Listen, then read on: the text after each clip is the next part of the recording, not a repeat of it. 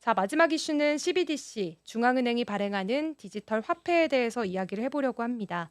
화폐 시스템이 점점 디지털화되고 있는 지금 어떤 변화들이 일어나고 있고 또 우리 시장에는 어떤 영향을 줄 수 있을지 차근차근 짚어보겠습니다.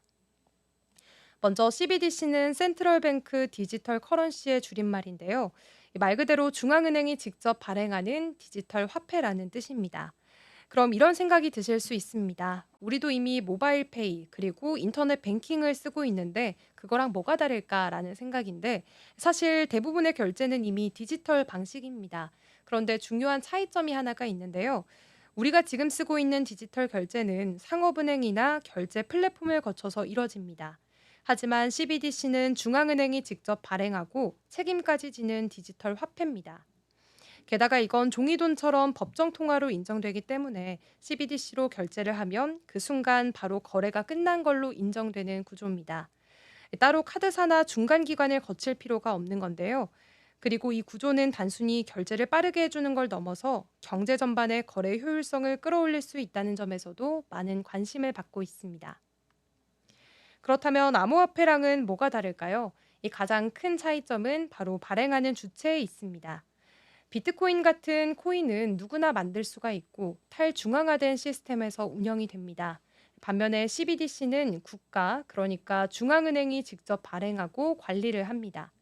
그러다 보니 신뢰도나 공신력 면에서 확실히 차이가 있고요. 그리고 두 번째는 가치 안정성입니다. 코인은 시세가 하루에도 몇 번씩 크게 오르락내리락 하지만 CBDC는 기존 법정화폐와 1대1로 연동되기 때문에 가격이 거의 변하지 않습니다. 그리고 세 번째로는 개인정보와 관련된 시각 차이입니다. 이 코인은 거래 익명성이 보장되는 경우가 많지만 CBDC는 정부가 발행하고 거래 내역도 추적을 할 수가 있기 때문에 일부에서는 정부가 국민의 돈 쓰는 거를 감시하는 수단이 되는 거 아니냐 하는 걱정도 있습니다. 이런 여러 가지 차이점에서 놓고 보면 CBDC는 화폐로서의 기능에 초점이 맞춰져 있고 코인은 아무래도 투자 자산으로 활용되는 경우가 더 많다라고 볼 수가 있겠습니다. 그래서 지금 한국은행에서는 CBDC 실사용 테스트를 진행 중입니다. 프로젝트 한강이라는 이름으로 여러 은행들이 함께 참여를 하고 있는데요. 방식은 은행 예금을 디지털 자산인 예금 토큰으로 바꿔서 실제 매장에서 결제에 사용을 합니다. 지금은 온라인과 오프라인 모두에서 사용이 가능하고요. 참여자들은 본인 계좌를 은행 앱에 있는 디지털 지갑과 연동을 한 다음에 예금을 예금 토큰으로 전환을 하고 QR코드로 간편하게 결제를 할 수가 있습니다. 앞으로는 사용처가 더 확대될 예정이고요. 정부나 지자체에서 주는 바우처 연계, 개인 간 송금 기능까지도 점점 실생활에 적용해 볼 계획이라고 합니다. 은행 입장에서는 이 시스템이 잘 작동을 하면 수수료 부담을 줄일 수 있고 고객 서비스를 다양화할 수 있다는 기대감이 커지고 있습니다. 이 많은 나라들이 CBDC에 집중하는 가장 큰 이유는 바로 비용 절감입니다. 지폐나 동전을 만들고 유통하고 또 폐기하는 데 드는 비용이 꽤나 큰데요. 이런 실물 화폐 대신에 디지털 화폐를 쓰게 되면 그만큼 비용을 줄일 수 있다는 장점이 있습니다. 두 번째는 범죄나 자금 세탁 같은 불법 자금 흐름을 막는 데 도움이 된다는 점입니다. 이 실시간 추적이 가능해지기 때문에요. 이런 점들이 좀 장점으로 작용을 하고 있고 또 마지막으로는 글로벌 결제 시스템을 둘러싼 경쟁이 훨씬 치열해졌기 때문입니다. 누가 더 빠르고 정확하게 또 싸게 결제할 수 있는 시스템을 만드느냐가 국가 경쟁력과도 현재 연결이 되고 있습니다. 요즘 스테이블 코인과 CBDC를 연결해 보자는 움직임도 점점 커지고 있습니다.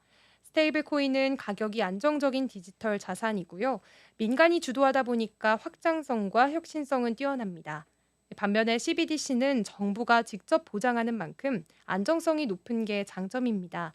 그래서 이 두 가지의 장점을 잘 결합하면 훨씬 강력한 디지털 화폐 시스템이 될 수 있다는 분석도 나오고 있는 상황인데요.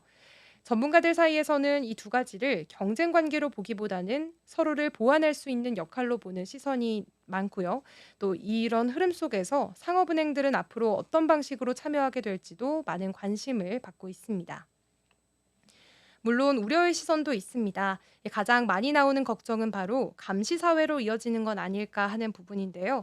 CBDC는 돈이 어디서 어디로 흘러가는지 정부가 실시간으로 파악을 할 수가 있기 때문에 빅브라더가 현실이 되는 거 아니냐 하는 비판도 나옵니다. 하지만 한국은행은 CBDC가 개인정보를 직접 들여다보는 구조는 아니다라고 설명을 한 상황이고요. 또 하나 은행 입장에서의 고민도 있습니다. 만약 CBDC가 현금을 완전히 대체하게 된다면 사람들의 예금은 줄어들 수 있고 그렇게 되면 대출해줄 여력도 줄어들 수밖에 없다는 거죠. 그리고 무엇보다 여전히 현금을 선호하는 고령층이나 디지털 기기에 익숙하지 않은 분들을 위한 배려도 꼭 필요할 겁니다.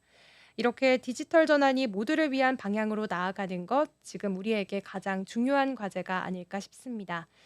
이렇게 오늘 여러 가지 코인 이슈들 함께 살펴봤습니다. 저는 다음 시간에도 여러분들이 궁금해하실 코인 이야기들 쉽고 재미있게 풀어서 김고은의 코인 썰전으로 다시 돌아오도록 하겠습니다. 시청해주신 여러분 고맙습니다.